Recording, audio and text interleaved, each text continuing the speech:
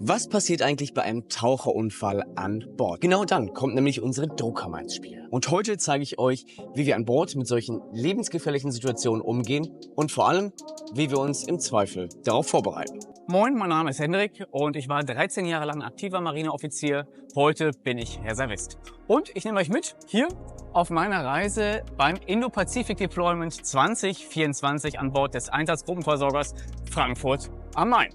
Heute schauen wir uns eine der wichtigsten und auch faszinierendsten Sicherheitsvorrichtungen hier an Bord an. Unsere bordeigene Druckkammer. Diese ist vor allem für unsere Tauchergruppe an Bord ein unverzichtbarer Bestandteil. Denn sie kann im Zweifel eines Taucherunfalls über Leben und Tod unserer Taucher entscheiden. Ich durfte unsere Tauchergruppe einige Tage begleiten und möchte euch in dieser kurzen Videoreihe vorstellen, warum haben wir eine Tauchergruppe an Bord, was treffen wir für Sicherheitsvorkehrungen und vor allem, wie sieht das Ganze unter Wasser aus. Wir beginnen heute mit der Druckkammer. Viel Spaß! Wie das Ganze funktioniert, das schauen wir uns jetzt an. Kommt mit! Ja moin, ich bin Oberbootsmann Berwald, bin der Sandmeister hier an Bord der EGV Frankfurt. Wir begleiten heute das Tauchen. Als Sanitätspersonal sind wir natürlich mit an vorderster Front beim Tauchen, falls irgendwelche Tauchunfälle passieren, dass wir direkt vor Ort sind und schnell zugreifen können. Und zu unserem Repertoire gehört in dem Fall dann auch noch die Begleitung in der Druckkammer und in meinem speziellen Fall möglich auch noch die Bedienung der Druckkammer. Und jetzt wollen wir uns die Druckkammer einfach mal anschauen. Oh, ein kleiner Hint noch. Und zwar, ich habe einen kleinen Newsletter, der kommt einmal die Woche raus. Das ist der Seemannssonntag. Wenn du Lust hast, komm doch einfach an Bord und sei dabei. Hier haben wir unsere Druckkammer. Druckkammer ist für verunfalltes Tauchpersonal, falls sie eine dekompressionsfähige Erkrankung haben. Damit können wir simuliert den Druck, den sie unter Wasser hatten, wiederherstellen, um entsprechende Erkrankungen damit zu beheben. Wir haben eine Hauptkammer und eine Vorkammer, die separat angesteuert werden können, um auch beide auf dementsprechende Tiefen zu bringen. Ja, mit der Druckkammer können wir auf bis zu 54 Meter Wassertiefe simuliert herablassen. Alles, was drüber geht, würde das Sicherheitsventil oben abblasen. Und wie das funktioniert, das zeigen wir euch gleich. Also, um die Druckkammer runterzubringen auf Tiefe, wie wir sagen, müssen wir natürlich mehr Luft reinpressen. Das machen wir mit diesem Hebel, drehen ihn auf. Man hört von drinnen ein leises Rauschen.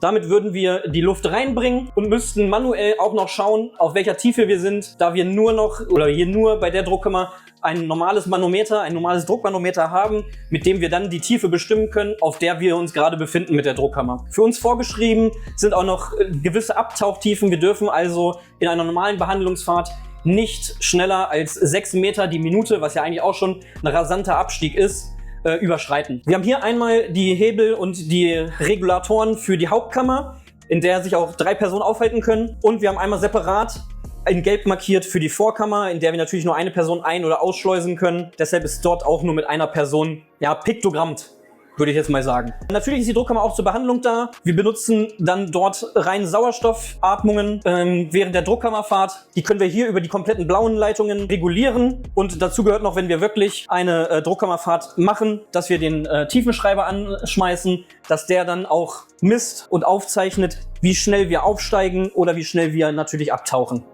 Während der Behandlung ist es üblich, Sauerstoff zu atmen. Dafür haben wir unsere Tauchertabellen, um dementsprechend Sauerstoffatmungen durchzuführen und die entsprechende Pause auch einzuhalten.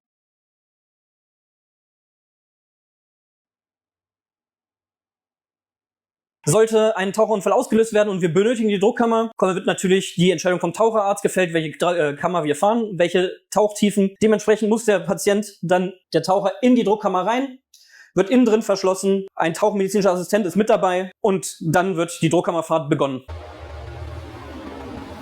Wenn wir von einer normalen Taucherkrankheit ausgehen und wir die Druckkammer benutzen müssen, kann eine Behandlungsdauer ungefähr 288 Minuten dauern, plus eher, wenn es verlängert wird, kann nochmal um 60 Minuten verlängert werden. Das hängt von der Schwere der Symptome ab oder ob nach den ersten Sauerstoffphasen noch starke Symptome vorhanden sind oder ob die Symptome sich schon langsam zurückbilden.